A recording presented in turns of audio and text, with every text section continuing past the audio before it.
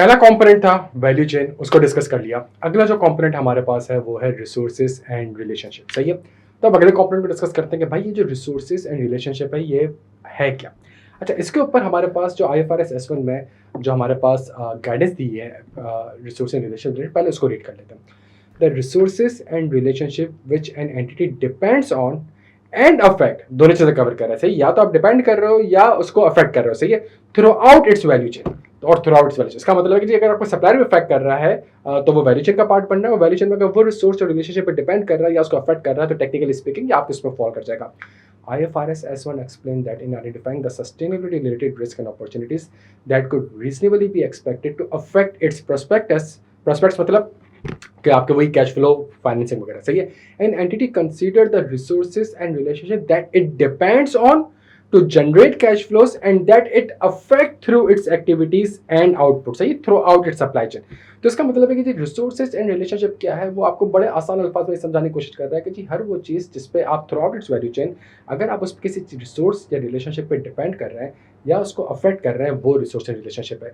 यहाँ पे आपको कुछ गाइडेंस प्रोवाइड की गई है। तो ये जो हमने पैराग्राफ पढ़ा, ये पैराग्राफ B2 था IFRS S1 का। सही है, और फिर उसको मजीद जो है उसके ऊपर जो मजीद गाइडेंस प्रोवाइड करी है वो पैराग्राफ B4 ने करी है। और पैराग्राफ B4 आपको बताता है कि जी रिसोर्स एंड रिलेशनशिप की क्या फॉर्म्स हो सकती है। सही है, what are the forms of resource and relationship. और इसके ऊपर paragraph B4 of IFRS S1 ने कुछ गाइडेंस प्रोवाइड करी है। वो गाइडेंस क्या प्रोवाइड करी है, वो कहता है resources and relationship can take many forms. सही, कोई एब्सोल्यूट आंसर नहीं देता, वो कहता है can take many forms. For example, an entity might interact with the natural environment.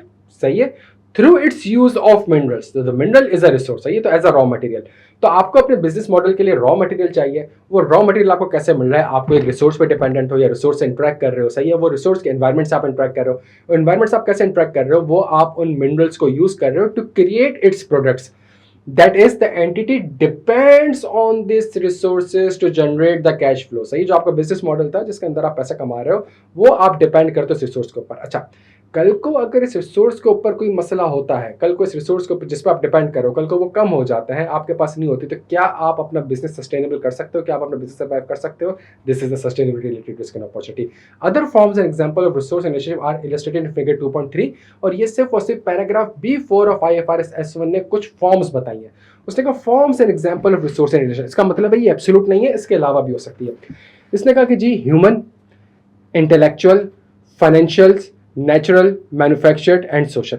और फिर उसने कहा कि जी ह्यूमन के अंदर आपकी वर्कफोर्स, आपके वर्कर्स। सही, और वर्कर्स इन सप्लाई चेन भी। सही है, इसका मतलब है कि जी अगर सप्लायर जो है और उसके जो वर्कफोर्स है वो भी आपकी रिसोर्स एंड रिलेशनशिप है।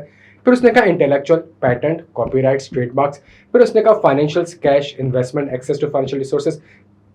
फिर उसने कहा natural, land, water, minerals, raw materials. फिर उसने कहा manufactured, machinery, equipment, building, infrastructure. फिर उसने कहा social, stakeholder, customer, indigenous communities.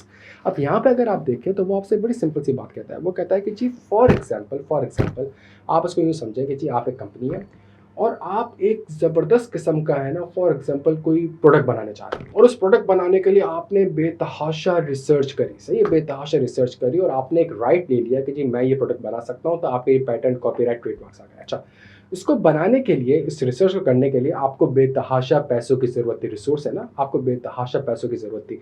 वो पैसे क्या थे, वो कैश था। सही है, वो आपका एक्सेस टू फाइनेंशियल रिसोर्स जिस पे लैंडर्स ने आपको पैसे दिए होंगे।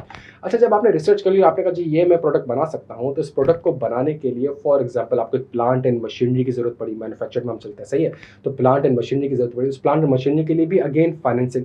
जब प्लांट एंड मशीनरी में लेबर कहाँ से आएगा, तो ह्यूमन आ गया। सही, जो आपकी वर्कफोर्स होगी। अच्छा, तो सब कुछ बन गया। अब आपको रॉ मटेरियल चाहिए। रॉ मटेरियल कैसा आएगा, रॉ मटेरियल सप्लायर से आएगा, तो सप्लायर की वर्कफोर्स।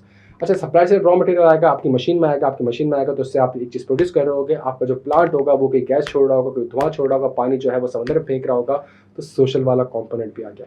इस पूरी चीज़ को अगर आप गौर से देखें, तो रिसोर्स क्या है, resource could be a raw material, लेकिन उस रॉ मटेरियल को सिक्योर करने के लिए you have a relationship with a supplier.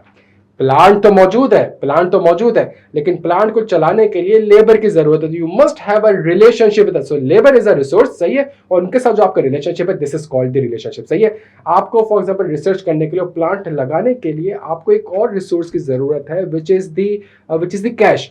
और इस कैश को ऑब्टेन करने के लिए you must have a relationship with the bankers. तो यहाँ पे उसने रिसोर्स एंड रिलेशनशिप की बहुत सारी आपको एक फॉर्म्स एंड एग्जांपल दी थी।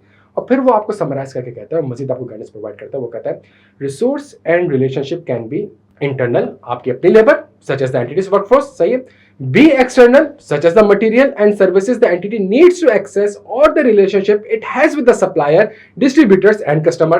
तो आपका रिलेशनशिप सप्लायर के साथ, आपका रिलेशनशिप डिस्ट्रीब्यूटर के साथ, आपका रिलेशनशिप कस्टमर के साथ, and include but are not limited to the resource and relationship recognised as asset in the entity's FS. जो कैश है, जो फाइनेंसिंग है, जो प्रॉपर्टी प्लांट इक्विपमेंट है, जो पेटेंट है, जो कॉपीराइट्स है, ये सारे के सारे आपके एफएस में रिकॉर्ड होता है। लेकिन इसके अलावा भी बहुत चीजें, सप्लायर की जो लेबर है वो आपका नहीं रिकॉर्ड हो रहा होता, सप्लायर जो एनवायरमेंट के साथ कर रहा है वो आपके एफएस में रिकॉर्ड नहीं होता। तो वो कहते हैं रिसोर्स एंड रिलेशनशिप जो है वो लिमिटेड नहीं है उन चीजों पे जो आपके फाइनेंशियल स्टेटमेंट में एज एसेट आपके पास रिकॉर्ड हो रहे होते हैं। अच्छा, अगर हम गौर से देखें तो रिसोर्स एंड रिलेशनशिप के साथ जो वर्ड यूज हुआ था वो वर्ड यूज हुआ था डिपेंडेंसीज एंड इम्पैक्ट का, सही है। जो वर्ड यूज हुआ था वो डिपेंडेंसीज एंड इम्पैक्ट का हुआ था। तो अगर मैं वापस से आपके साथ पैराग्राफ 2 में चलूं तो पैराग्राफ 2 आपसे कहता है entities dependencies on those resources and relationship and its impact. तो रिसोर्सेज एंड रिलेशनशिप क्या है उसको पढ़ लिया। अगला जो वर्ड पढ़ने की जरूरत है वो है dependencies and its impact, dependencies and its impact.